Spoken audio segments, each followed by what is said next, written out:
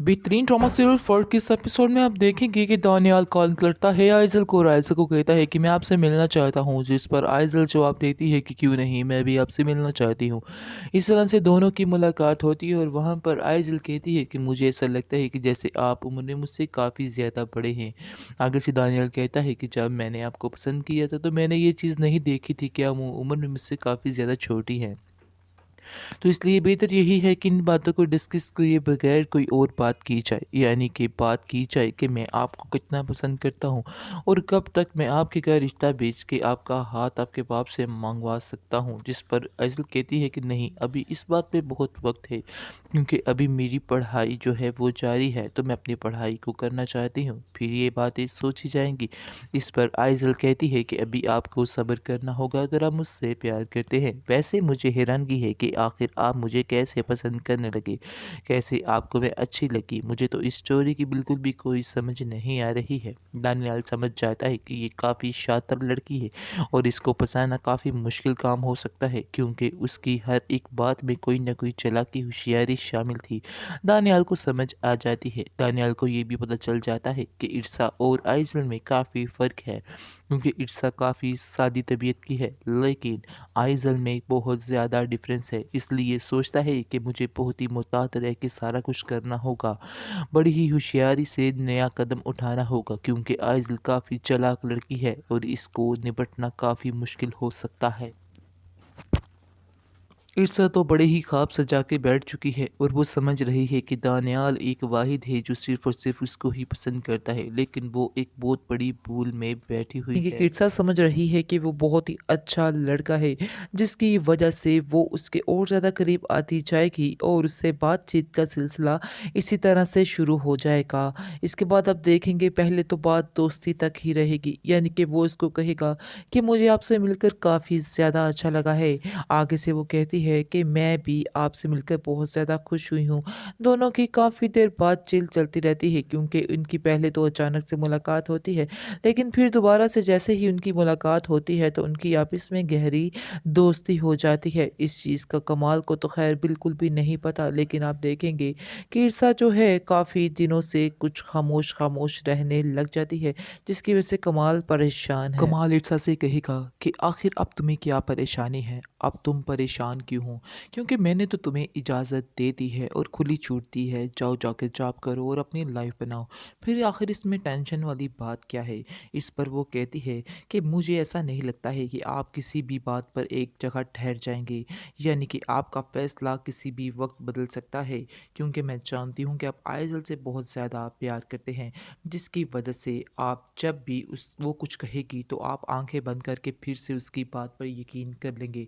इसके बाद कमाल उसको कहता है कि तुम्हें बार बार पुरानी बातों को दोहराने की क्या ज़रूरत पड़ जाती है। मैंने तुमसे कहा ना कि मैंने तुमसे यकीन कर लिया और तुम्हें हर चीज़ की परमिशन देता हूँ, तो फिर आखिर पुरानी बातों को बार बार अंदर तुम क्यों लेकर आ रही हो। जिस पर ईर्सा खामोश हो जाती है और कहती है कि अब मुझे इस बात पर वादा कर सकते हैं कि आइंदा से कभी भी, यानी कि आने वाली ज़िंदगी में कभी भी आप मुझ पर शक नहीं करेंगे। इस पर कमाल कहता है कि तुम बेफिक्र हो जाओ, ऐसा कभी भी नहीं होगा। दरअसल दनियाल को समझ आ चुकी है कि ईर्सा की कमाल के साथ नहीं बनती है और उन दोनों के आपस में बिल्कुल भी अंडरस्टैंडिंग नहीं है, क्योंकि अब कमाल काफ़ी ज़्यादा कोशिश करता है और फ़ोन पर भी उससे बातचीत करने की कोशिश करता है, लेकिन ईर्सा हमेशा बात बात पर उसको टाल देती है और कहती है कि मैं बहुत मसरूफ़ हूँ, मैं आपसे बात नहीं कर सकती हूँ। लेकिन वो बहुत ज़्यादा खुश होती है दानियाल के साथ और काफ़ी देर बातें और गप्पे लगाती रहती है। इसके बाद आप देखेंगे कि कमाल कहता है क्या तुम मुझे मिलवाओगी नहीं दानियाल से, तो आगे से वो कहेगी कि हाँ मैं आपको ज़रूर एक दिन मिलाऊंगी।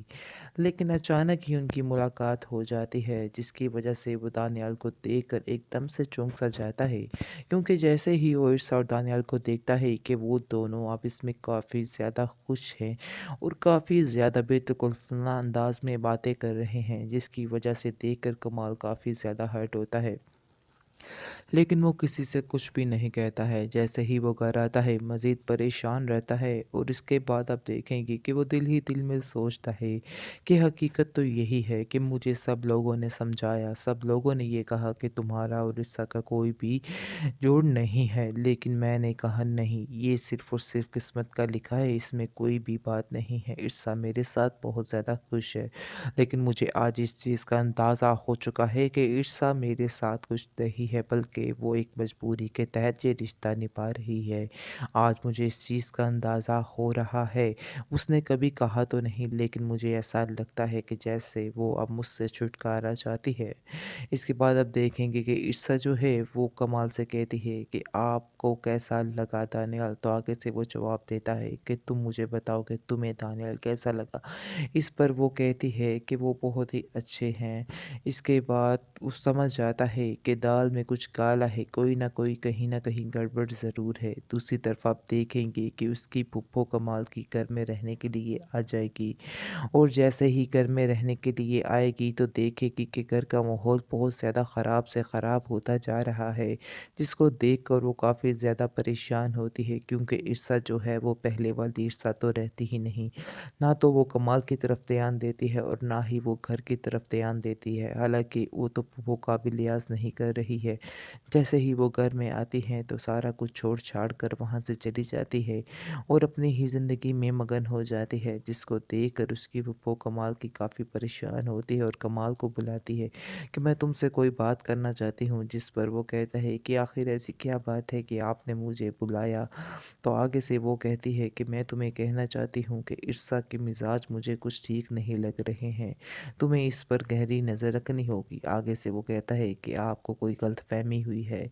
आगे से वो कहती है कि नहीं, मैंने अपने ये बाल धूप में सफ़ेद नहीं किए हैं, इसलिए बेहतर यही है कि मेरी बात मानो और इसकी बाहर की जो आज़ादियाँ हैं उसको फ़ौरन से बंद कर दो, वरना तुम एक दिन आएगा बहुत ज़्यादा पछताओगे। जिस पर कमाल कहता है कि नहीं नहीं, आप बिल्कुल गलत सोच रही हैं, ऐसी तो कोई बात नहीं। हालांकि ये बात तो कमाल को भी पता चल चुकी है और उसको ठीक ठाक किस्म का अंदाज़ा हो चुका है कि ईर्षा जो है अब उसके साथ नहीं रहना चाहती है। बात बात पर लड़ाई झगड़ा, बात बात पर टोक झोंक, बस इसी बात की निशानी है कि अब वो उससे छुटकारा चाहती है। और देखिएगा कि साफ साफ वो उसको कह भी देगा और कहेगा ईर्षा को कि तुम्हें जो भी फैसला करना है तुम कर सकती हो, मुझे कोई भी एतराज़ नहीं है। मैंने तो पहले भी तुमसे कहा था, लेकिन पहले भी तुम नहीं मानी थी, लेकिन अब भी सारे फैसले तुम्हारे हाथ में ही हैं। तुम टेंशन मत लो, जो भी रास्ता अपनाओगी मुझे वो मंजूर होगा।